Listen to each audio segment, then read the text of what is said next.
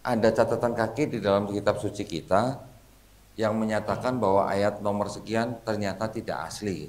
Cara misalnya, bagi-bagi brosur, pamflet, barang cetakan, atau bantuan, atau makanan yang tujuannya akhirnya mengajak orang untuk masuk agama tersebut. Mereka bisa melakukan misinya di sekolah-sekolah, mereka juga bisa melakukan misi-misinya di rumah sakit, juga di pusat-pusat perbelanjaan, bahkan sampai ke pasar-pasar. Ya. Kitabnya orang Kristen ini ditulis kira-kira pertengahan abad pertama sampai abad kedua, disebut Perjanjian Baru. Kitab terjemahan dalam bahasa Yunani ini disebut Perjanjian Lama. Oleh orang Kristen ini dijadikan satu begini. Nah, inilah kitabnya orang Kristen. Tapi di dalam ajaran Yesus, di dalam kitab yang sama, di dalam satu kitab yang sama, Yesus sendiri tidak pernah mengajarkan bahwa dia dilahirkan untuk mati di atas kayu salib untuk menebus dosa manusia.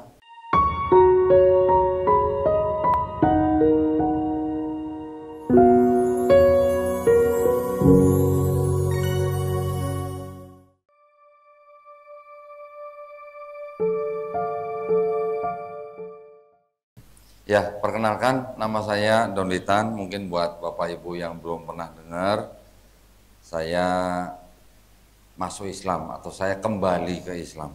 Ya, saya kalau orang Filipina bilangnya saya balik Islam gitu, kembali ke fitrah, ya Pak ya. Alhamdulillah, fitrah pada tanggal 25 Juli 2014. Alhamdulillah. Saya puluhan tahun dikafirkan oleh orang tua saya. Ya, jadi boleh dikatakan saya adalah mantan kafir. Gitu. Jangan mualaf terus gitu ya, udah 10 tahun mualaf terus.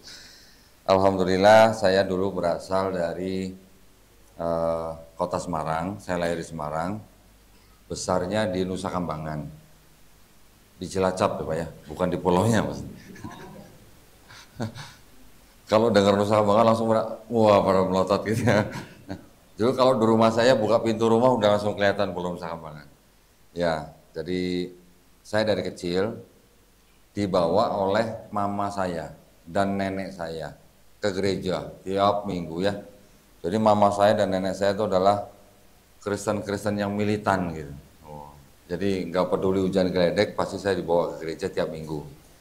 Jadi saya tumbuh besar di gereja.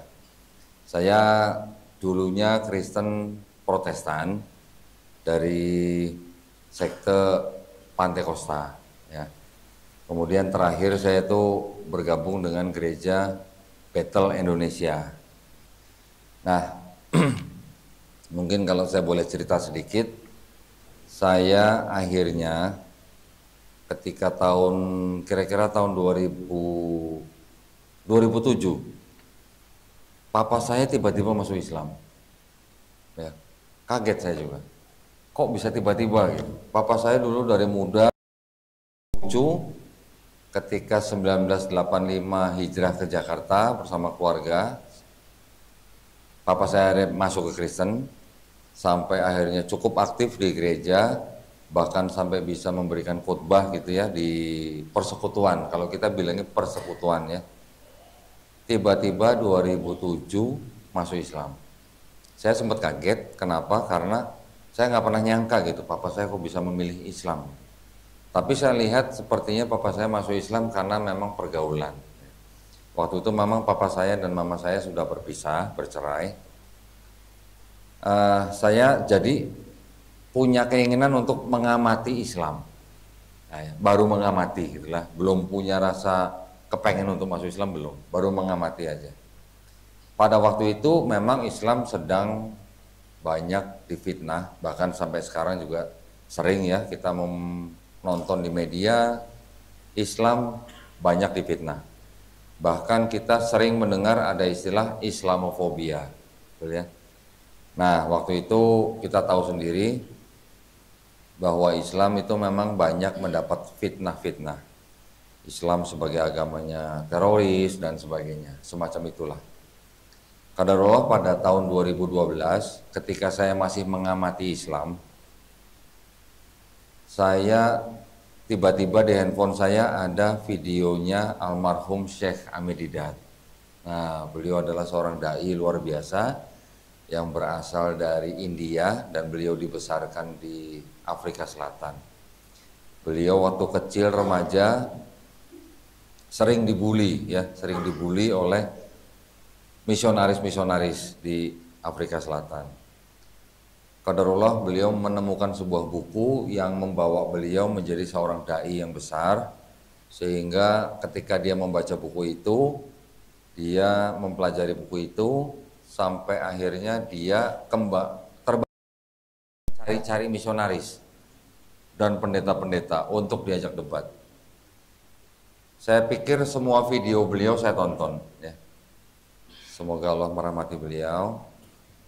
Dan apa yang beliau sampaikan itu ketika saya tonton, saya masih kafir, tentu saja pasti panas lah ya. Kalau iman seseorang digoyang-goyang gitu lah. Tetapi lama-kelamaan, sekali dua kali saya nonton video beliau, lama-lama saya nontonnya, akhirnya tadinya saya nonton hanya di handphone, lama-lama saya nonton video beliau sambil pegang Bible, kitab suci saya waktu itu ya. Karena saya sudah akrab dengan kitab suci saya, jadi dia sebut surat apa gitu misalnya di dalam kitab saya, pasal berapa, ayat berapa, saya cepat bukanya.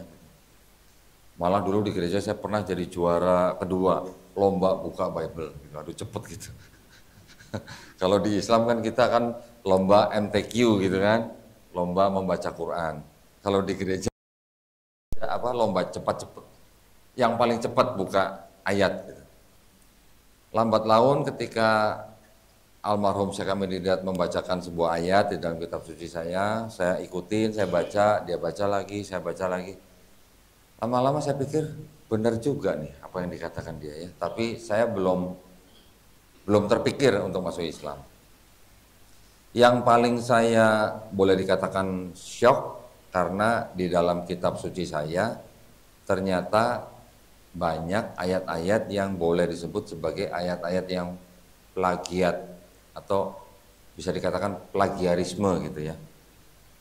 Belasan bahkan puluhan ayat di dalam satu kitab, beda surat, tapi sama persis.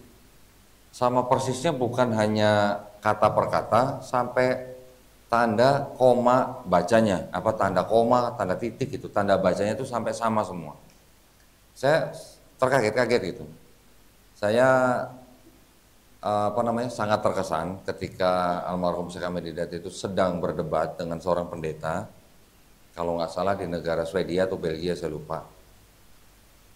Beliau minta pendeta itu buka kitab suci pendeta itu, disebutkan nama suratnya, pasalnya, dan ayatnya. Terus kemudian almarhum Syekh Ahmed Didat juga membaca Bible juga. Gitu. Jadi almarhum Syekh Ahmed Didat mau mendiktekan ayat itu di depan pendetanya, sambil pendetanya cek bener nggak bacaan almarhum Syekh Ahmed Didat. Dibacakan ayat pertama, betul, betul. Baca ayat kedua, betul, betul. Ayat ketiga, 4, 5, dan seterusnya. Setelah selesai baca, almarhum Syekh Ahmed Didat bilang sama pendetanya, apa yang Pak Pendeta lihat di dalam kitab suci Anda, saya bacanya dari surat yang lain. Ya, contoh misalnya, Pak Pendetanya disuruh buka surat namanya Kitab Raja-Raja namanya. Ternyata almarhum Syekh Ahmed Didat bacanya dari kitab Yesaya. Kok bisa begitu ya saya pikir. Ini penulisnya kitab Yesaya yang nyontek kitab Raja-Raja atau penulis Raja-Raja yang nyontek kitab Yesaya? Karena nggak cuma belasan, puluhan. Ya itu yang pertama kali membuat saya, kok bisa di dalam kitab suci kok ada ayat-ayat yang plagiat. Lanjut, almarhum Syekh Ahmed Didat itu bisa menunjukkan ayat-ayat di dalam kitab saya, dan dia bisa mengatakan bahwa ayat-ayat tersebut tidak otentik atau tidak asli. Bapak-bapak dan ibu-ibu nih yang sudah akrab dengan Quran ya. Nah, misalnya di dalam Quran, misalnya di dalam Quran ada catatan kaki. Nah, kalau ini kan hanya huruf hijaiyah semua nih. Tidak ada terjemahan, tidak ada catatan kaki. Misalnya ada terjemahan, ada catatan kakinya. Misalnya ada catatan kaki berbunyi misalnya begini. Ayat Quran surat Al-Fatihah ayat yang ketiga begitu. Ternyata tidak asli. Gimana Pak rasanya Pak? Bisa bayangin nggak Pak? Ada catatan kaki di dalam kitab suci kita yang menyatakan bahwa ayat nomor sekian ternyata tidak asli. Rasanya gimana Pak? Ya, pasti inilah kalau pasti galau gitu pikiran kita. Kita pasti cari tahu benar apa enggak nih catatan kaki begini.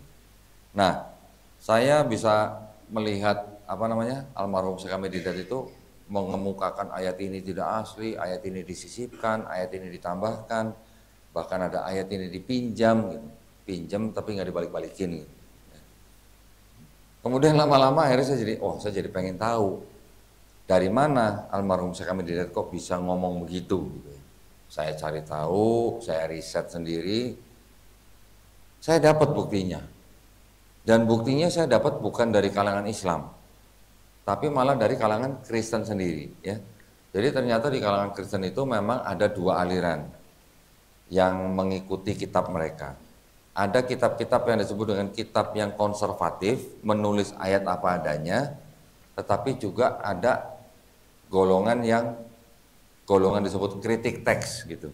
Jadi ini keduanya sama-sama menerjemahkan kitab suci, tapi yang ini semua ayat mau asli mau tidak asli semuanya ada. Ada golongan yang kritik teks, mereka tidak mau memasukkan ayat-ayat kalau di manuskrip atau naskah-naskah yang paling tua tidak ada. Gitu. Ya, jadi ada dua aliran. Jadi di dalam Kristen itu memang Bible-nya banyak sekali versi. Ada kadang-kadang orang tidak bisa membedakan bedanya versi dengan terjemahan. Gitu ya. Kalau terjemahan itu kan dialih bahasakan dengan menggunakan pilihan kata-kata si penerjemah. Tetapi kalau versi itu bisa dibedakan dari jumlah surat yang berbeda atau jumlah ayat yang berbeda. Saya setelah menonton video-videonya almarhum Syekh Ahmad Didat, baru saya tahu ternyata kitab suci saya banyak sekali versinya. Ya. Ada yang namanya King James Version, ada yang namanya Authorized Version, ada yang namanya English Standard Version, ada yang namanya New International Version, ada yang namanya Revised Standard Version. Nanti yang sudah versi-versi ini direvisi lagi, ada New King James Version, New Revised Standard Version, dan sebagainya. Terlalu banyak version. Di luar daripada versi-versi tersebut, ternyata juga ada kitab-kitab suci saya tuh yang versinya tuh berdasarkan denominasi. Contoh misalnya, enaknya saya sambil tunjukin barangnya kali ya.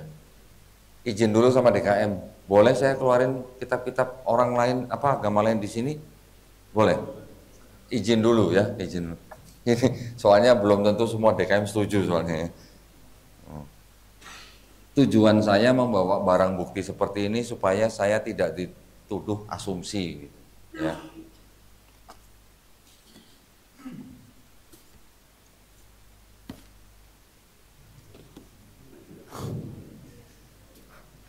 Ada yang sudah mulai ketawa-ketawa.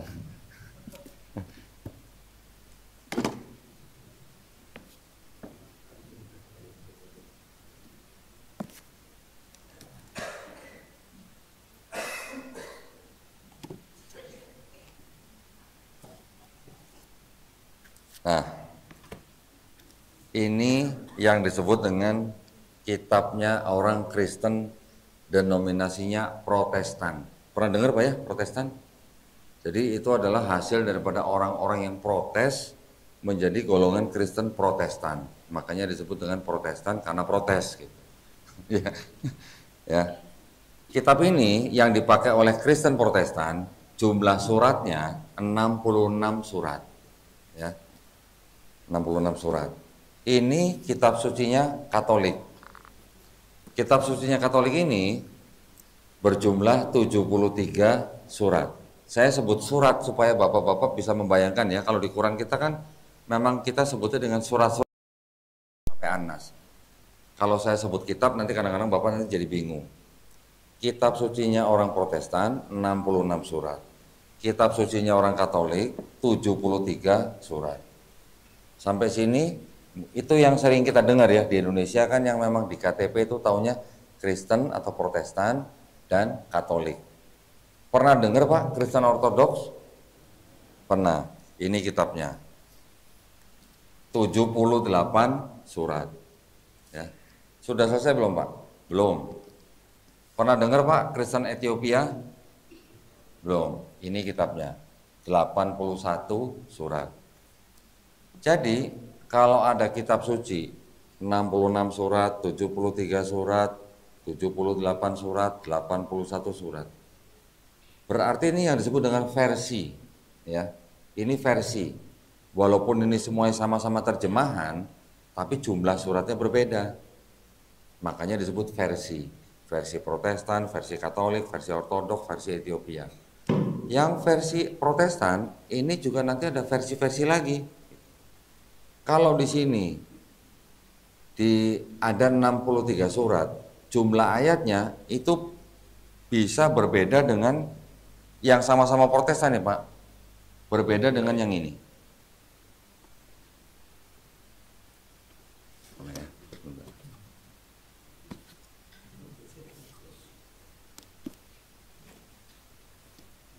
Nah ini. Yang ini ada ayat-ayat di sini ada, di sini tidak ada. Yang ini apa nih? Yang ini New International Version, terjemahan dalam bahasa Inggris, yang dianggap terjemahan Inggrisnya paling bagus, ya. Tapi sama-sama 66 surat. Tapi di sini ada ayatnya, di sini ada ayat yang tidak ada di sini. Jadi artinya yang menerbitkan ini menolak beberapa ayat yang ada di sini. Mereka bisa mengatakan bahwa ayat-ayat yang itu di naskah-naskah yang paling tua itu tidak ada. Nanti ada lagi ini, Revised Standard Version. Sama juga, ada ayat-ayat yang di sini nggak ada. Ya, ini yang ada di dalam kitab kekristenan. Mungkin saya belum bisa bawa semua versi, sebenarnya jauh lebih banyak lagi. Ini juga versi lain lagi nih. Ini juga kitab sucinya orang Katolik Amerika. Ya. Ini sama ini mungkin sama. Kalau ini terjemahan bahasa Indonesia, ini terjemahan bahasa Inggris. Ini sudah versi-versi gitu. Nah kalau Quran ada berapa versi Pak? Hah? 1 Bu? Yakin Bu? Yakin. Di Indonesia ada berapa? 114 surat. Di Maroko berapa Bu? Sama, 114 surat. Jumlah ayatnya sama nggak Pak? Sama. Jumlah ayatnya sama ya, tapi sistem penomorannya ada yang berbeda. Sistem penomoran ayatnya saja ya. Ada kalangan dari Islam yang menganggap bahwa kalimat basmalah merupakan bagian dari surat. Makanya diberi nomor. Ada yang menganggap bukan bagian dari surat, makanya tidak diberi nomor. Ada juga yang memberi nomor ayat-ayatnya sedikit berbeda. Ada yang menganggap sampai di ayat ini sudah berganti nomor. Makanya ada Quran yang ayatnya sampai 6.236 ayat, ada juga Quran yang ayatnya sampai 6.666 ayat. Tetapi total seluruh ayatnya sama gitu. Ya, hanya ada yang diberi nomor, ada yang tidak diberi nomor. Itu saja masalahnya. Ada perbedaan lain nggak Bu? Quran di Indonesia dan Quran di tempat lain, di negara lain? Ya? Kurang jelas. Ada perbedaan hanya variasinya aja ya Bu ya. Variasi bacaan atau yang kita kenal dengan apa? Qiraah sabah. Ya kan? Mungkin kita di sini tadi imam membacanya Malik Yaumiddin. Ma-nya agak panjang ya. Kalau di Maroko mungkin Malik Yaumiddin, pendek. Tapi apakah artinya berbeda? Artinya sedikit berbeda. Kalau Malik panjang, penguasa. Kalau Malik pendek, raja. Tapi untuk satu ayat itu artinya raja dan penguasa berubah nggak Bu artinya? Tidak berubah. tidak merubah makna dalam satu ayat, tidak merubah ketauhidan dalam satu Quran. Tapi kalau yang ini 66 surat, ini 73 surat, yang ini 78 surat, yang ini 81 surat, ini sudah jelas-jelas beda. Jadi kalau ke semua versi ini dianggap sebagai firman Tuhan, berarti firman Tuhan yang menjadi kitab ini antar denominasi ini belum selesai urusannya. Ya, saya bisa bertanya, yang mana yang bukan firman Tuhan? Kan begitu. Karena jumlah suratnya beda-beda. Ya, ini yang terjadi. Tujuan kita untuk membicarakan ini semua, ini apa tujuannya? Ngapain kita bahas kitab orang itu? Memangnya kita mau jadi Kristen? Kan enggak. Tapi tujuannya ini adalah supaya kita mengetahui seluk-beluk di dalam agama Kristen, supaya apa? Supaya ketika kita, ya, naudzubillah mujalik, misalnya menerima tamu yang mengajak kita untuk masuk agama mereka, nah kita sudah tahu duluan. Kita sudah tahu akidah mereka, kita sudah tahu kitab-kitab mereka, kita sudah tahu bagaimana konsep ketuhanan mereka, kita sudah tahu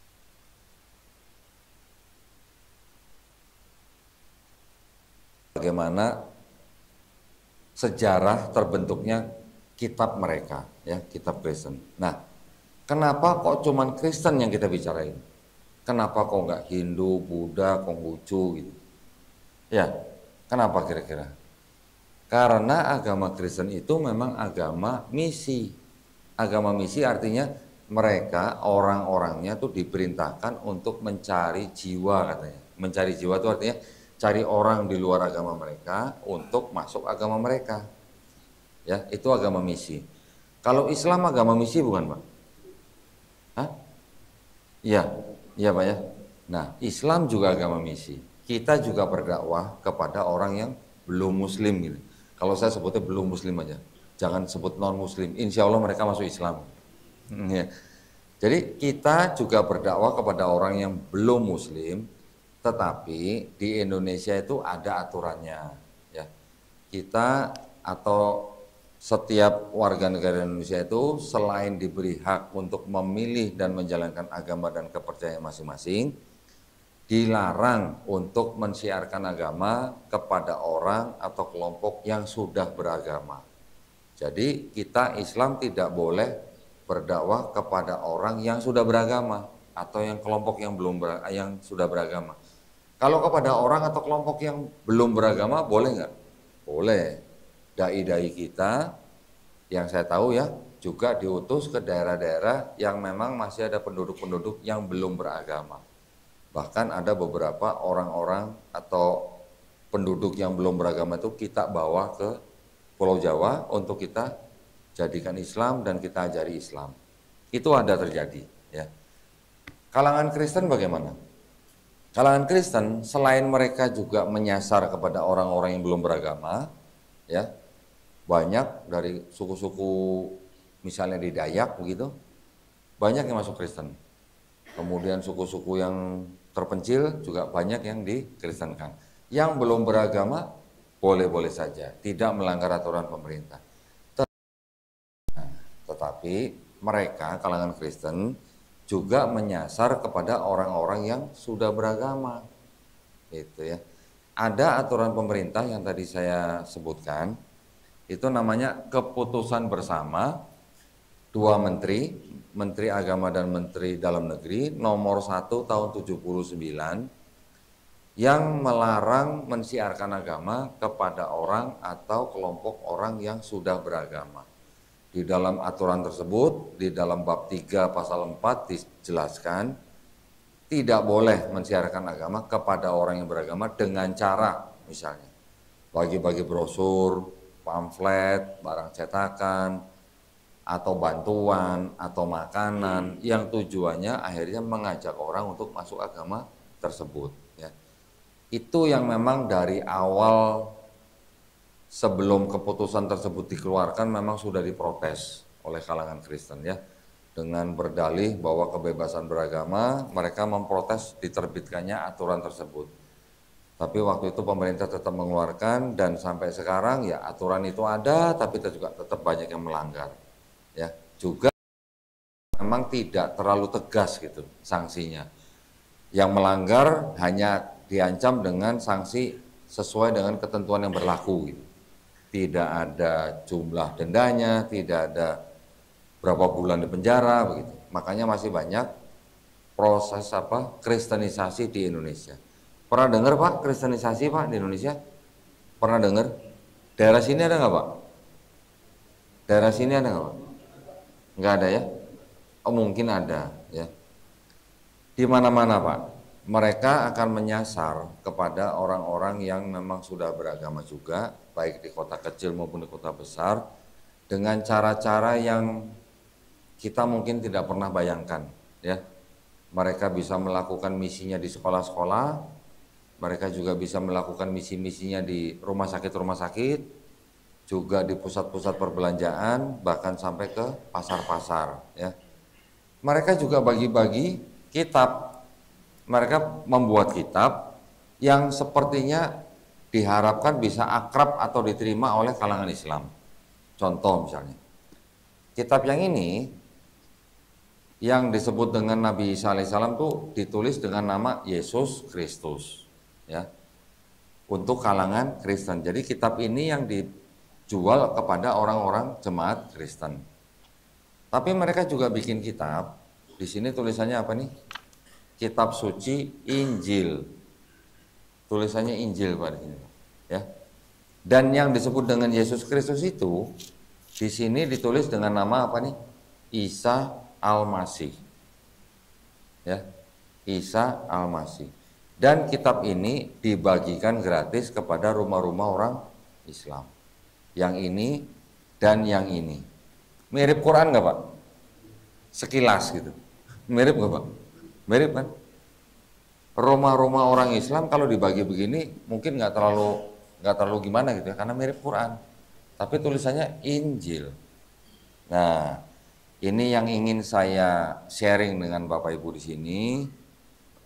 Apakah tulisan Injil ini, kitab Injil yang disebut dengan Injil ini, apakah ini yang dimaksud dengan kitab Injil yang disebut di dalam Quran? Nah, bukan Pak ya. Taunya bukan dari mana Pak? Hah? Taunya bukan dari mana? Gimana? Isinya ada yang sama Pak, pesannya Pak. Antara ini sama Quran, pesannya Nabi Isa alaihissalam ada yang sama. Ya, Yohanes 20 ayat 17, surat Maryam ayat ke-36. Itu mirip Pak. Tetapi apakah ini yang dimaksud dengan Injil yang diterima oleh Nabi Isa alaihissalam? Walaupun ada pesan yang mirip. Nah, ini yang kita harus bahas Pak, ya, supaya kita tidak bingung atau tidak ragu-ragu gitu, ya. Di Quran kan sering disebutkan ada kitab Taurat, ada kitab Zabur, ada kitab Injil. Nah, kitab Taurat diberikan kepada Bani Israel melalui Nabi Musa alaihissalam, kitab Zabur diberikan kepada Bani Israel melalui Nabi Daud alaihissalam, kitab Injil diberikan kepada Bani Israel melalui Nabi Isa alaihissalam. Tetapi yang harus cermati adalah apakah yang disebut dengan kitab itu artinya hanya berupa mushaf. Apakah kalau kitab ini harus berbentuk buku begini, kitab dalam bahasa Arab dan konteks dalam Quran? Apakah yang disebut dengan kitab Taurat, kitab Zabur, kitab Injil itu harus berbentuk buku seperti ini? Pada zaman Nabi Musa alaihissalam kan belum ada ya buku seperti ini ya. Pada zaman Nabi Daud alaihissalam juga belum ada. Bahkan pada zaman Nabi Isa alaihissalam pun juga kemungkinan besar belum ada. Ya. Jadi yang disebut dengan kitab itu seperti apa?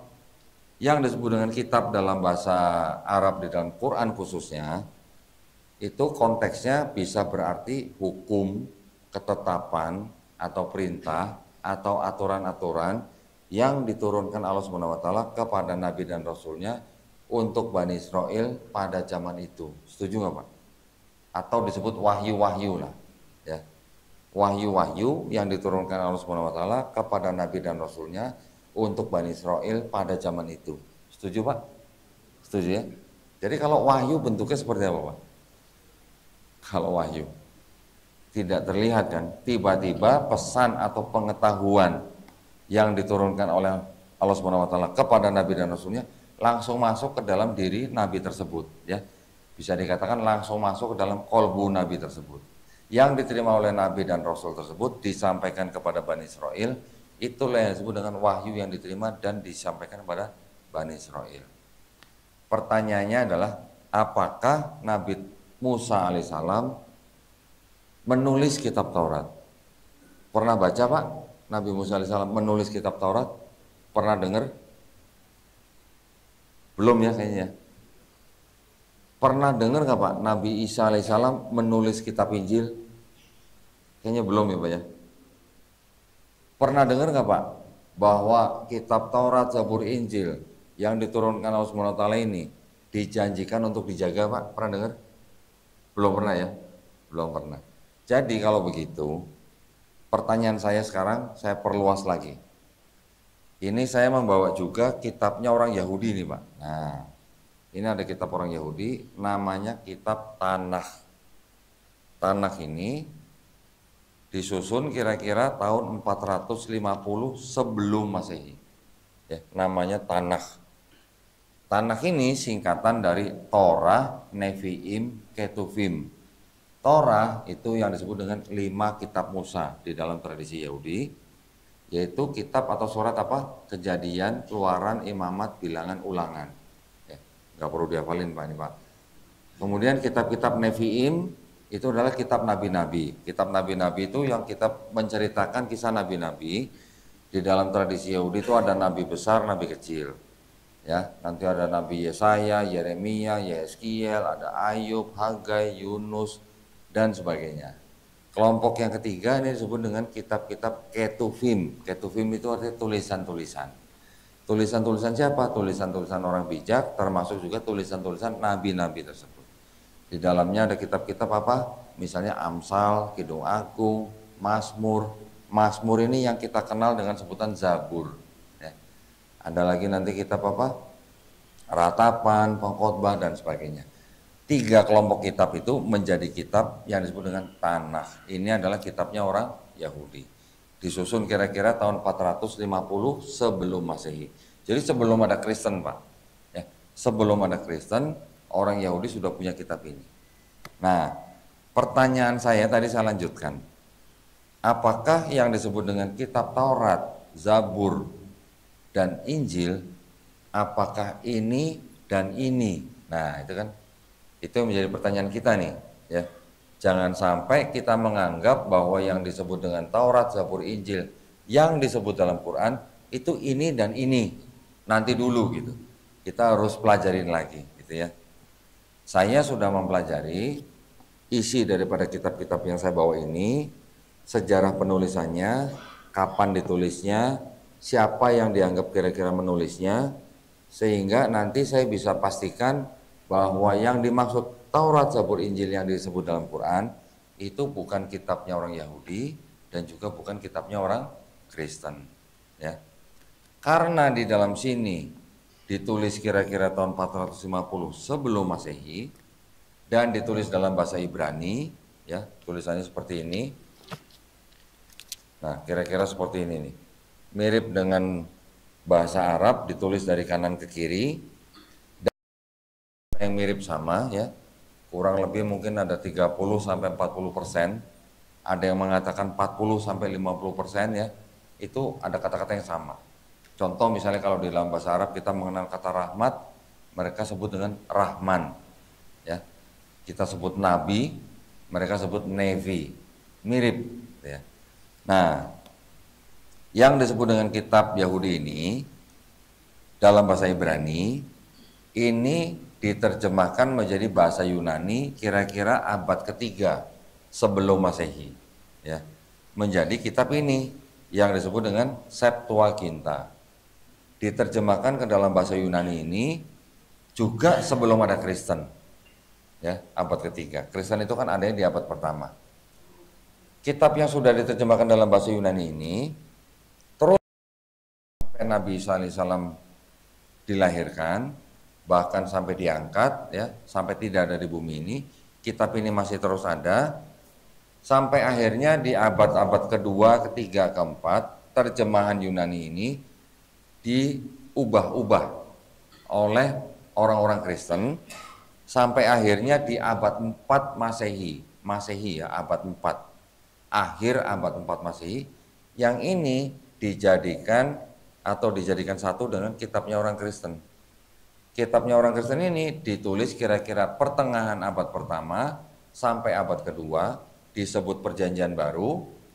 Kitab terjemahan dalam bahasa Yunani ini disebut Perjanjian Lama, oleh orang Kristen ini dijadikan satu begini. Nah, inilah kitabnya orang Kristen di abad 4 Masehi. Sebelum Masehi menjadi bagian dari kitabnya orang Kristen abad 4 Masehi. Terus masalahnya di mana? Emang nggak boleh? Nah, nanti kita bahas apa perbedaannya yang ini dengan yang ini. Ketika ini masih dalam bahasa Ibrani, setelah menjadi bahasa Yunani, kemudian terjemahannya diubah-ubah oleh orang Kristen, kita tidak ada bicara tentang Yesus di dalam kitabnya orang Kristen. Tiba-tiba setelah diubah-ubah terjemahannya menjadi seolah-olah berbicara tentang Yesus di sini. Jadi seolah-olah Yesus sudah diramalkan atau istilahnya dinubuatkan di sini, ya. Di sini yang menceritakan tentang Yesus, penulisnya ada kurang lebih 1000 ayat dikutip dari sini, ya, hampir 1000 ayat, tepatnya 937 ayat. Jadi seolah-olah Yesus yang diceritakan di sini sudah diramalkan di sini, gitu. Makanya ini selalu ditempel, gitu. Ya, kalau seperti ini di sini, kalau dikatakan seperti kata Nabi, nah kitabnya mana? Kitabnya ada di sini. Yang ini setelah diterjemahkan menjadi bahasa lain, menjadi bahasa Latin, bahasa Jerman, bahasa Belanda, bahasa Inggris, sampai ke bahasa Indonesia, jadi satu kitab seperti ini. Di dalam sini ada yang indeks hitam dan indeks merah. Yang hitam ini adalah asal dari sini, yang Perjanjian Lama ini. Yang indeks merah itu yang ini, ya. Setelah menjadi satu, masalahnya di mana? Apa bedanya dengan kitabnya orang Yahudi? Ternyata bahwa terjemahannya diubah-ubah, ternyata kita bisa melihat ada 3 konsep yang berbeda antara Perjanjian Lama dan Perjanjian Baru. 3 konsep itu adalah apa? Konsep ketuhanan, konsep keselamatan, dan konsep Mesias. Ada yang tahu Mesias, Pak? Hah? Juru selamat? Bukan, Pak. Bukan. Kalau Mesias disebut juru selamat itu katanya orang Kristen. Mesias bukan juru selamat artinya. Mesias itu sebenarnya dalam bahasa Arab, Pak, Al-Masih. Nah, jadi kalau Nabi kita, Nabi Isa Al-Masih, dalam bahasa Yunaninya itu Yesus Kristos. Kristos itu sebenarnya Mesias. Kristos bahasa Yunani, Mesias bahasa Ibrani. Artinya sebenarnya apa, Pak?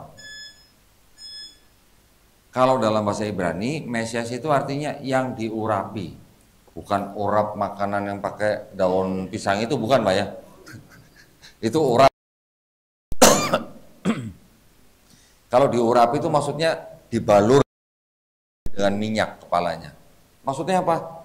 Di Yahudi itu ada tradisi seorang raja atau seorang imam atau seorang nabi ketika ditahbiskan atau dilantik itu mereka dibaluri dengan minyak tertentu, Pak. Minyaknya cukup mahal gitu ya. Itu yang disebut dengan Mesias. Di Kristen mereka juga sebut Mesias. Di Islam kita sebut Al-Masih. Tapi konsep Al-Masih dengan Mesiasnya dalam Yahudi itu sedikit berbeda, Pak. Kalau Mesiasnya Ibrani itu diurapi, kalau Al-Masih kita mengenal Nabi Isa alaihissalam itu diberikan mukjizat oleh Allah Subhanahu wa taala untuk menyembuhkan orang sakit, untuk membangkitkan orang mati dengan cara mengusap.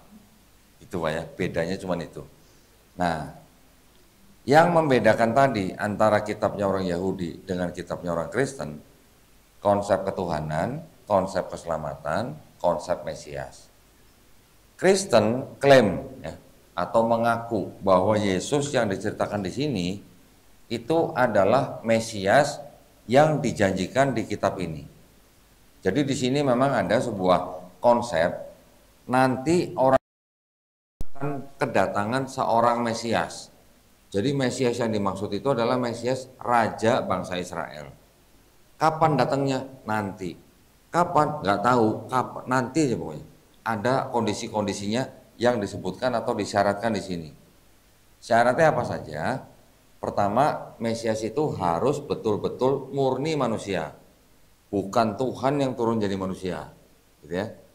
Yang kedua, Mesias itu harus dari keturunan Raja Daud atau yang kita kenal sebagai Nabi Daud alaihissalam melalui jalur anaknya yang disebut dengan Salomo atau kita kenal sebagai Nabi Sulaiman alaihissalam.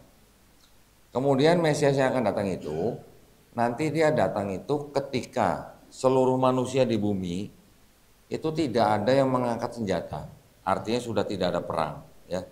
Masa damai itulah yang disebut dengan masa utopia, tidak ada orang perang. Berikutnya, syarat berikutnya, Mesias yang akan datang adalah dia ketika di seluruh bumi ini semua manusia sudah mengenal Hashem. Hashem itu adalah sebutan untuk Tuhan yang Maha Esa. Ya, jadi artinya akan turun Mesias itu kalau di seluruh bumi ini semua manusia sudah kenal dengan Hashem atau Tuhan. Yang terakhir, konsepnya itu Mesias datang cuma sekali gitu. Bukan datang menyelesaikan misi, pergi terus datang lagi gitu, bukan gitu. Nah, Kristen konsep Mesiasnya yang disebut dengan Yesus itu, mereka mengklaim bahwa Yesus itu disebut sebagai anak Daud, artinya keturunan Daud, gitu ya. Tapi juga Yesus diceritakan ini di sini adalah lahir dari seorang perawan suci. Di Islam kita juga mengimani bahwa Nabi Isa alaihissalam lahir dari seorang perawan suci, ya, yaitu Maryam.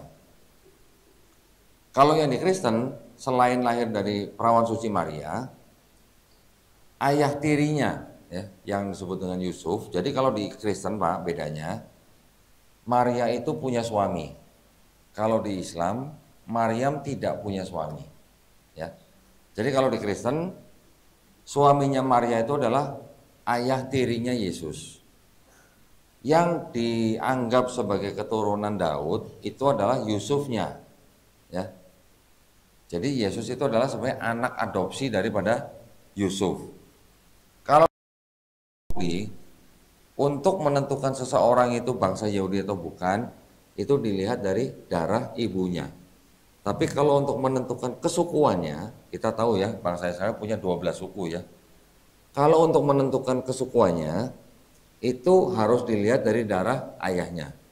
Jadi karena mungkin Kristen ingin klaim bahwa Yesus adalah Mesias yang dijanjikan di sini, makanya Yusuf diceritakan sebagai suami Maria, dialah keturunan dari Daud. Oleh orang Yahudi, kalau anak adopsi tidak diterima, ya, kesukuannya Yesus itu tidak bisa disebut sebagai keturunan Daud, karena bukan darah daging daripada Yusuf. Yang kedua, ketika Yesus lahir, masih ada perang, sampai sekarang juga masih ada perang, gitu kan? Jadi tidak sama dengan syarat yang ada di kitab Yahudi. Juga Yesus disebutkan sudah datang, walaupun lahir dari seorang perawan suci Maria, dia sudah menyelesaikan misi dengan apa? Dengan cara mati di atas kayu salib untuk menebus dosa manusia, dan sudah dibangkitkan pada hari ketiga, dan sudah diangkat ke langit, nanti akan datang lagi. Gitu. Datang lagi sebagai apa? Sebagai hakim yang adil. Kita umat Islam juga mengimani bahwa sebagian besar umat Islam ya, ada sebagian yang tidak mengimani bahwa nanti akan datang lagi, ya kan? Untuk apa? Dari hadis yang masyhur kita membaca bahwa Nabi Isa alaihissalam itu akan datang lagi untuk membunuh Dajjal, untuk mematahkan salib, dan untuk membunuh babi. Bahkan juga ada tambahan lagi apa? Menghapuskan jizyah. Kalau bunuh Dajjal ini arti apa namanya? Maknanya adalah literal ya atau harfiah. Tetapi untuk urusan mematahkan salib dan membunuh babi ini adalah majasi atau kiasan.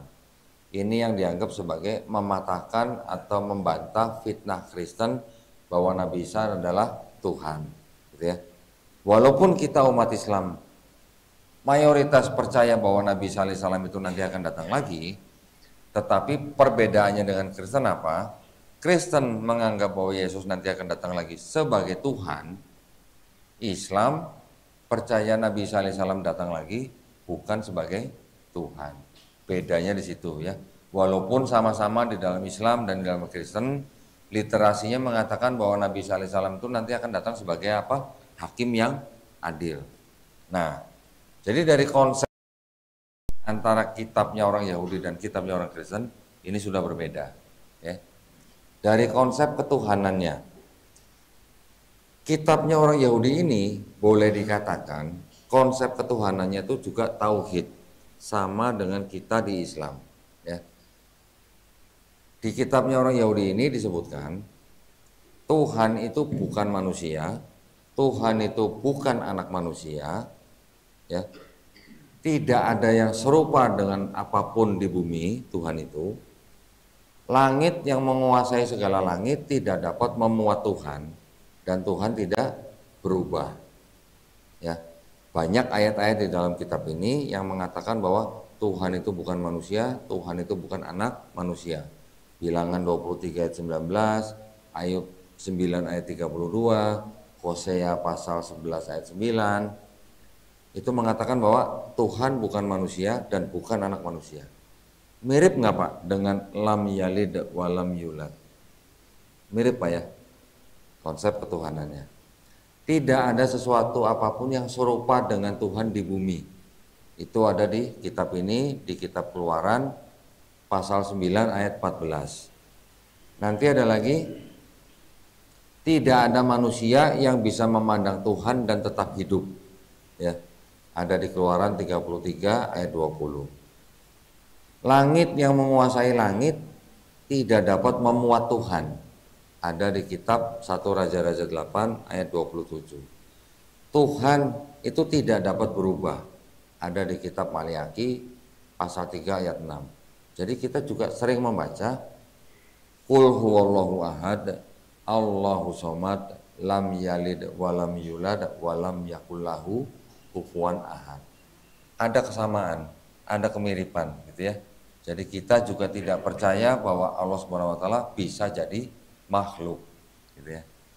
Itu dari konsep ketuhanannya. Bagaimana dengan di Kristen? Yang di sini bilang Tuhan bukan manusia, Tuhan bukan anak manusia. Di Kristen tiba-tiba Tuhan itu bisa jadi manusia. Jadi siapa? Jadi Yesus. Berarti kan sudah ada konsep ketuhanan yang berbeda, gitu ya. Orang Kristen nanti akan bilang bahwa di kitabnya Yahudi itu maksudnya belum saatnya gitu Yesus turun. Orang Kristen bilang begitu. Tapi mereka lupa bahwa di dalam sini juga ada ayat mengatakan Tuhan tidak akan berubah. Kalau Tuhan tidak akan berubah, bagaimana ceritanya dia bisa berubah jadi Yesus? Nah, terus dari mana konsep Kristen yang percaya bahwa Tuhan itu bisa jadi manusia? Ternyata di dalam kekristenan itu sudah mengadopsi atau boleh dikatakan terpapar dengan yang namanya konsep ketuhanan Helenisme Yunani, kemudian juga paganisme Romawi, dan juga ajaran-ajaran siapa? Platonisme. Pernah dengar ya Platonisme ya? Ada Platonisme, ada Neoplatonisme, tokohnya Plato, diteruskan oleh Philo dan sebagainya. Itu adalah paham-paham memang yang juga bisa dikatakan berasal daripada Helenismenya Yunani yang dicoba didamaikan dengan kitabnya orang Yahudi. Didamaikan itu artinya kalau yang Yudaisme ini murni monoteisme, yang ini boleh dikatakan politeisme, ini yang coba disatukan. Jadi kalau monoteisme disatukan dengan politeisme, jadinya apa ya Pak? Monopoli. Tapi apa? Monoteisme sama politeisme jadi apa? Monopoliteisme. Nah, ya jadi itu percampuran apa ya, atau disebut dengan konsesi gitulah ya, antara monoteismenya Yahudi dengan politeismenya Yunani. Hal itu malah diakui oleh Bapak Gereja itu sendiri, oleh seorang Bapak Gereja yang mendapatkan gelar santo, yaitu Santo Gregory Nyssa di abad keempat. Ya, itu adalah seolah-olah menjadi percampuran antara monoteismenya Yahudi dengan politeismenya Yunani. Itu yang menjadikan Kristen. Jadi Kristen itu ciptaan siapa? Kristen juga ciptaan Yahudi. Yang menciptakan Kristen ya orang-orang Yahudi juga. Ya. Siapa namanya? Paulus. Paulus ternyata yang pertama kali disebut Kristen itu adalah tokoh yang menulis 13 surat di dalam sini yang bernama Paulus. Di dalam kitabnya orang Kristen yang 27 surat ini ya, yang disebut dengan Perjanjian Baru, yang sudah nempel dengan kitabnya orang yang sudah diterjemahkan ini ada 27 surat. 27 surat itu terdiri dari 4 surat yang menceritakan tentang Yesus, yang sama orang dengan kitab Injil. Nama kitabnya adalah Matius, Markus, Lukas, Yohanes. Setelah itu ada 13 surat yang dianggap ditulis oleh Paulus, yang mana doktrin daripada Paulus itu yang diikuti oleh Kristen sekarang. Pertanyaannya, apakah ajaran Paulus di dalam kitab ini sama dengan ajaran Yesus di dalam 4 gospel tadi? Gitu ya. Ternyata berbeda. Orang Kristen bilang, ya Paulus tidak harus mengajarkan apa yang tidak diajarkan Yesus. Tetapi kalau begitu gimana? Kristen menyembah Yesus, tapi ajarannya berasal dari ajaran Paulus. Sedangkan Yesus tidak pernah mengajarkan yang diajarkan Paulus. Sedangkan yang disembah oleh Kristen adalah Yesus, bukan Paulus. Gitu. Orang Kristen akan bilang Kristen itu artinya pengikut Yesus, tapi yang dilakukan oleh Kristen adalah ajaran Paulus. Apa yang tidak diajarkan oleh Yesus tapi diajarkan oleh Paulus, itu yang disebut dengan dosa waris. Gitu ya. Warisan kok dosa gitu, warisan kan tanah, rumah, emas gitu. Ini ada sebut dengan dosa waris, yaitu apa? Yang disebut dengan dosa yang dilakukan oleh Adam dan Hawa, yang menjalar kepada setiap keturunan manusia. Jadi setiap manusia yang lahir dianggap sudah punya dosa waris. Nanti ada kata dosa perbuatan, dosa macam-macam dicoba dibagi gitu. Tetapi dengan adanya tersebut, dianggap bahwa manusia sudah tidak dapat bersatu kembali dengan penciptanya.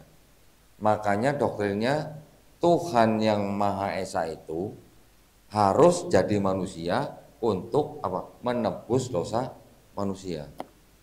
Tapi di dalam ajaran Yesus, di dalam kitab yang sama, di dalam satu kitab yang sama, Yesus sendiri tidak pernah mengajarkan bahwa dia dilahirkan untuk mati di atas kayu salib untuk menebus dosa manusia. Kalaupun ada ayat yang bunyinya mirip-mirip seperti itu, ternyata sudah dibuktikan oleh sarjana-sarjana Kristen sendiri bahwa ayat tersebut ternyata dianggap bukan perkataan Yesus. Ya, ada bukunya, judul bukunya The Five Gospel. Ternyata ayat tersebut adalah ciptaan penulis gospel. Ya. Di lain pihak, yang dianggap sebagai Yesus itu di kitab ini, itu malah mengajarkan sesuatu yang mirip dengan yang kita lakukan, atau melakukan sesuatu yang mirip dengan yang umat Islam lakukan. Contoh apa? Yesus disunat, Yesus puasa, Yesus diceritakan tidak pernah makan babi karena dia mengikuti hukum Taurat. Diceritakan lagi Yesus apa namanya? Sujud, doanya sujud. Di sini juga diceritakan ketika Yesus disalib, jenazahnya dikafani.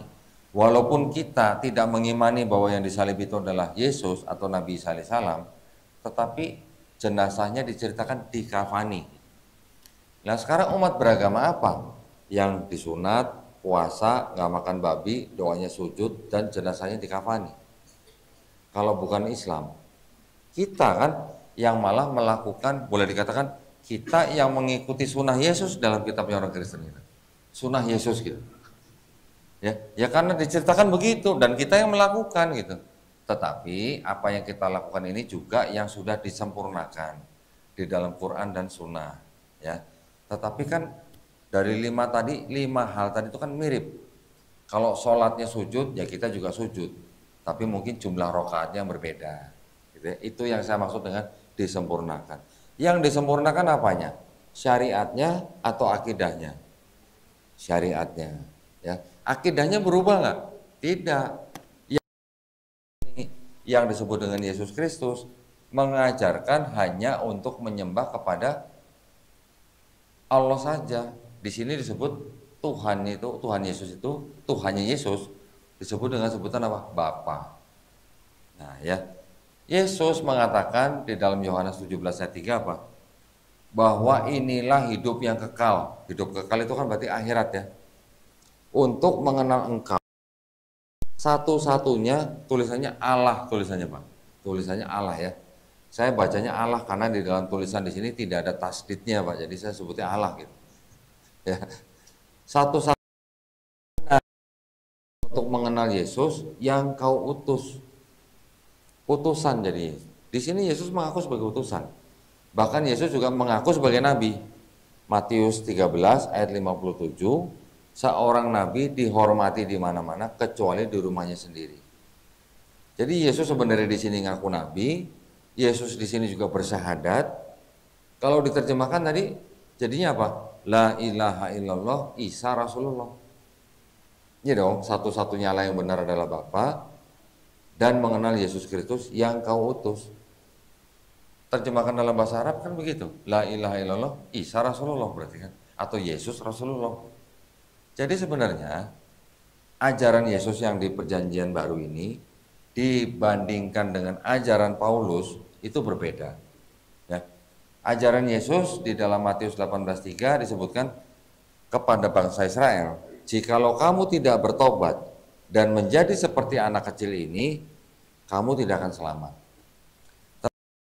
Paulus yang di sini juga dikatakan apa? Kalau kamu tidak mengaku Yesus sebagai Tuhan dan Juru Selamat yang sudah mati di atas kayu salib untuk menebus dosa kamu, kamu tidak akan selamat. Ada perbedaan gitu. Ya. Tujuan saya membahas ini tidak lain tidak bukan adalah untuk menjaga dan membentengi akidah kita nih sebagai umat Islam. Ya. Dari apa? Dari upaya-upaya pendangkalan akidah dan juga pemurtatan. Itu yang kita harus tahu dulu gitu. Di dalam kitab ini tuh sebenarnya ada apa gitu ya. Dan jadi tadi ada konsep ketuhanan, ada konsep keselamatan dan juga ada konsep Mesias yang berbeda di dalam kitabnya orang Yahudi dan juga kitabnya orang Kristen. Ya, saya sudah beberapa kali berdebat dengan beberapa pendeta, hanya jawaban-jawaban asumsi gitu, ya, jawaban-jawaban asumsi yang mana tidak tertulis di dalam kitab mereka sendiri. Saya kalau pendeta itu yang menjadi andalan ini selalu saya bawa, karena ini jauh lebih tebal daripada yang ini, gitu ya. Ya kan? Kenapa? Karena kalau yang di sini isinya hanya ayat-ayat, tapi kalau yang di sini ada ayat, ada tafsir gitu Pak. Tafsirnya itu yang disebut dengan catatan kaki. Ya. Jadi kalau yang kitab ini adalah kitabnya jemaat gitu Pak. Jemaat yang dibawa ke gereja tuh yang ini. Kan tipis gitu jadi bawahnya begini. Kalau yang ini kan tebel, susah bawahnya begini. Ya kan? Kenapa ini tebel? Karena ada tafsirnya. Ya. Nah, kenapa saya pakai ayat kitab ini sebagai senjata pamungkas saya? Karena ternyata di dalam kitab ini sangat jujur Pak, ya, sangat jujur. Jujurnya bagaimana? Saya ingin memperlihatkan kepada Bapak Ibu di sini, ya. Ada yang bisa bantu saya baca ini? Ada yang bisa bantu baca?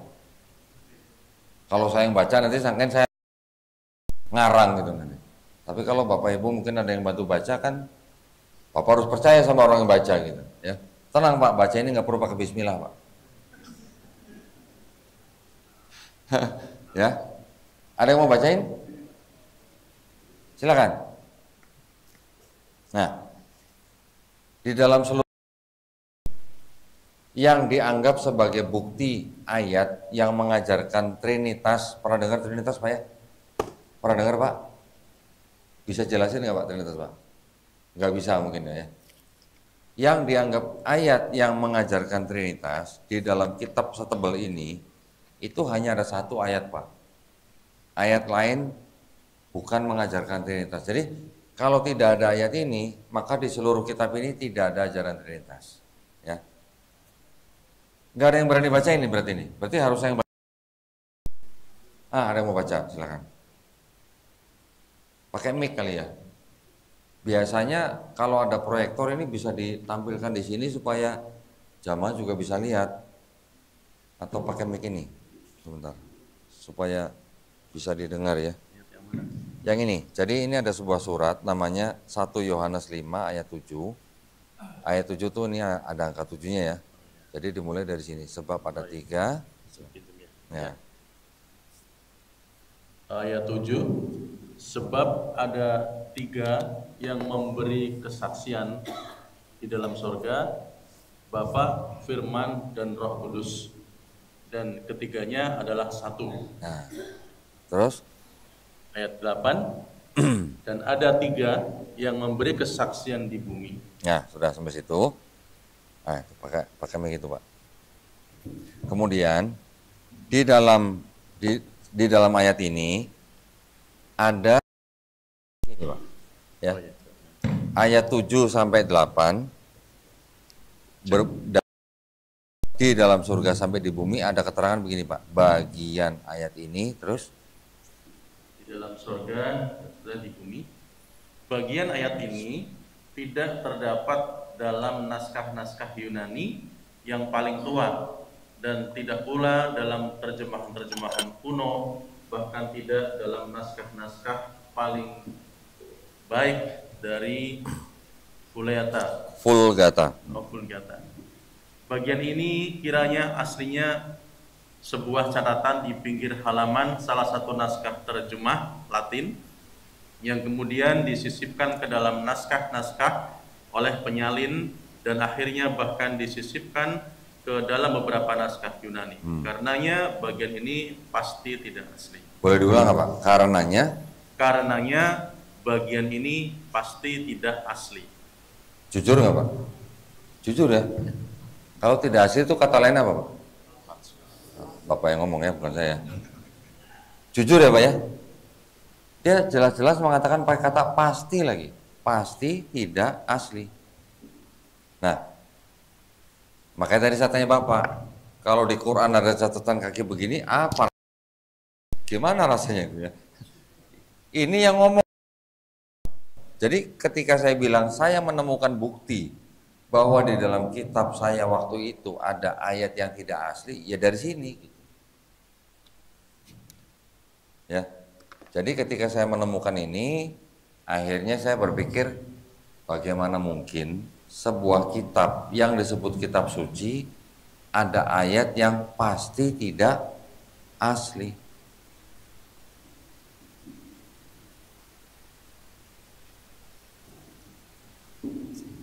Gitu ya Pak ya. Jadi inilah yang menyebabkan akhirnya membuat saya mempelajari agama-agama yang lain. Nah, termasuk Islam. Saya mengetahui ternyata Kristen itu artinya adalah berasal dari kata Kristus tadi ya, yang kita bahas Mesias. Kristen itu artinya Kristus atau Mesias. Kristus atau Al-Masih, gelar daripada Nabi Isa AS. Jadi Kristen itu sebenarnya gelar daripada Yesus. Agama Yahudi yang ini, Yahudi itu berasal dari kata apa? Yehuda. Yehuda itu adalah nama anak keempat daripada Nabi Yakub alaihissalam. Ya. Agama Yahudi boleh dikatakan adalah sebagai agama yang sangat-sangat eksklusif. Pengikutnya sekarang di seluruh dunia mungkin kurang lebih hanya cuma 20 juta gitu. Dan mereka tidak mengajak orang di luar agama mereka untuk masuk agama mereka. Bukan berarti tidak boleh, tapi mereka tidak ngajak-ngajak itu untuk masuk agama mereka. Ya. Agama Hindu kita tahu sendiri, Hindu artinya adalah nama tempat di mana agama itu berasal. Ya. Dan di dalam Hindu kita tahu bahwa ya mereka bisa menuhankan apa saja gitu ya. Dan di dalam Hindu kita tahu bahwa ada yang namanya sistem kasta. Ya. Buddha ternyata gelar daripada Siddhartha Gautama. Buddha mungkin bagus, tapi hanya kebanyakan filosofi. Kurang lebih sama dengan agama Shinto di Jepang. Jadi, agama Konghucu itu ternyata nama daripada nabi di dalam agama Konghucu. Di dalam Konghucu mereka juga masih menyembah yang disebut dengan dewa-dewa. Tapi ketika ke Islam, Islam artinya apa? Bukan nama orang, bukan gelar orang, bukan nama tempat, tapi Islam artinya berserah diri. Loh, kok berserah diri? Berserah diri kepada siapa? Kepada pencipta kita. Islam artinya selain berserah diri juga selamat, damai, patuh, taat, tunduk. Kepada siapa? Hanya kepada Allah Subhanahu wa taala. Dari situ saya mulai penasaran gitu ya. Yang ini ada agama yang merasa eksklusif dan sebagainya. Ketika di Islam, memang Kristen dan Islam ini kan memang tidak jauh gitu ya. Karena saya juga hidup di atau tumbuh di dalam sebuah lingkungan yang banyak Islamnya, banyak Muslimnya. Saya waktu kecil hanya beranggapan bahwa Islam dan Kristen itu seperti dua orang saudara, lain ibu, satu bapak. Berpikirnya begitu gitu. Tapi ternyata setelah kita pelajarin, setelah saya pelajarin begini, oh ternyata beda. Beda yang disembah itu beda. Jadi ternyata Islam ketika saya mengetahui esensinya sebagai kata kerja yang memerintahkan penganutnya untuk berserah diri hanya kepada pencipta manusia langit dan bumi, baru saya mulai pelajari inti daripada ajaran Islam. Saya akhirnya sangat bisa menerima ajaran Islam ketika ada hadis yang menceritakan bahwa Nabi Muhammad SAW dalam khutbah terakhirnya ya pada waktu beliau haji wada, dia mengatakan orang Arab tidak lebih baik daripada orang non Arab atau orang ajam. Ya. Orang non Arab juga tidak lebih baik daripada orang Arab. Yang terbaik dari mereka adalah takwanya. Jadi artinya di dalam Islam orang mata belok, orang rambut keriting, orang rambut lurus, orang kulit hitam, orang kulit putih dan sebagainya. Ternyata yang dilihat oleh Allah Subhanahu wa taala adalah takwanya. Bukan karena suku dan rasnya. Itu yang akhirnya membuat saya, wah, kalau begitu jangan-jangan inilah agama yang memang diperuntukkan untuk manusia gitu. Karena sifatnya kan universal untuk semua suku dan ras manusia gitu. Kita sering mendengar Islam rahmatan lil alamin. Juga ketika saya mengetahui ada konsep di dalam Islam bahwa setiap manusia sebelum menjadi manusia itu ruhnya dan jiwanya pernah bersaksi bahwa Rob manusia tersebut adalah Allah Subhanahu wa taala. Tetapi ketika dia lahir, dia sudah lupa dengan kesaksian itu. Kalau dia lahir di dalam keluarga Islam, alhamdulillah, dia tetap terjaga tuh syahadatnya. Tapi kalau dia lahir di keluarga yang bukan Islam, otomatis dia menjadi orang kafir, entah dia menjadi orang Yahudi, Nasrani atau Majusi karena orang tuanya. Tetapi ketika orang itu nanti dia mendengar tentang Islam, dia menerima Islam, bahkan sampai dia masuk Islam, sebenarnya orang itu bukan pindah agama, tapi balik ke fitrahnya, gitu ya. Itu yang sangat bisa membuat saya menerima Islam. Di luar daripada itu, kita sekarang semuanya hidup pada zaman ilmu pengetahuan, betul kan? Sekarang kita pakai handphone bisa video call, orang sudah bisa katanya keluar angkasa, orang bisa meneliti laut, ke dalam laut, bisa meneliti gunung dan sebagainya. Ternyata di dalam Quran 1000 ayat Pak, kurang lebih ya, 1000 ayat dalam Quran itu hubungannya atau ada hubungannya dengan sains, dan ternyata sudah terkonfirmasi oleh ilmu pengetahuan zaman sekarang.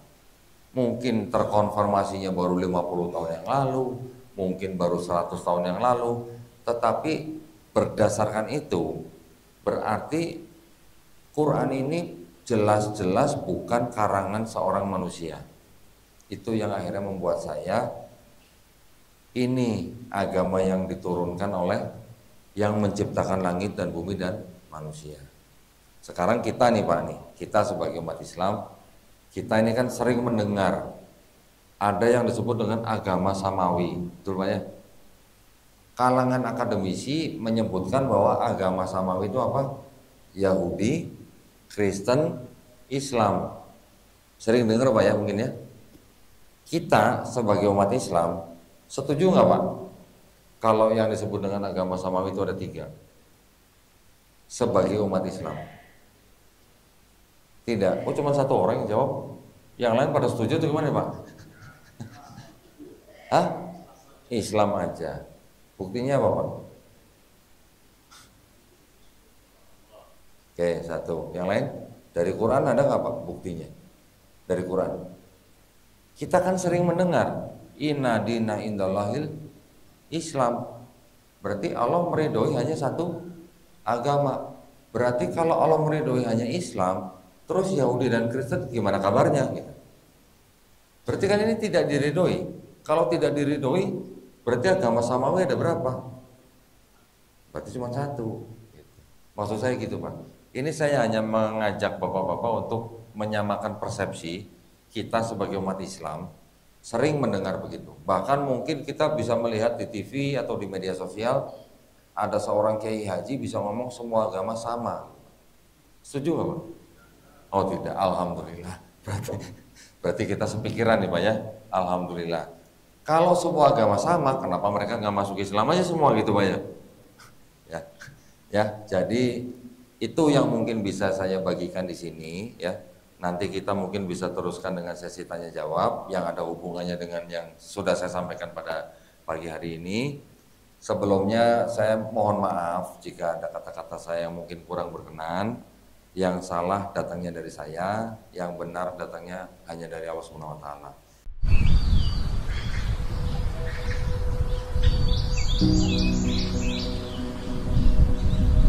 Di Talawit Kampung Pesantren ini terletak di Kecamatan Kendaher, kurang lebih dari pusat kota Tahuna 30 menit, di sebelah utara kota Tahuna. Dan 100% di Kampung Talawit ini Muslim. Sehingga itulah kenapa sampai dijadikan Talawit Kampung Pesantren, karena 100% Muslim. Setelah dijadikan Talawit ini kampung pesantren, minat anak-anak, bapak-bapak, ibu-ibu, mualaf-mualafah untuk mendalami Islam, dan salah satunya untuk mengetahui huruf hijaiyah lewat Iqra dan Ukran itu sangat meningkat. Sehingga sangat penting Al-Quran untuk diberikan kepada anak-anak dan juga bapak-bapak yang ada di Talawit kampung pesantren.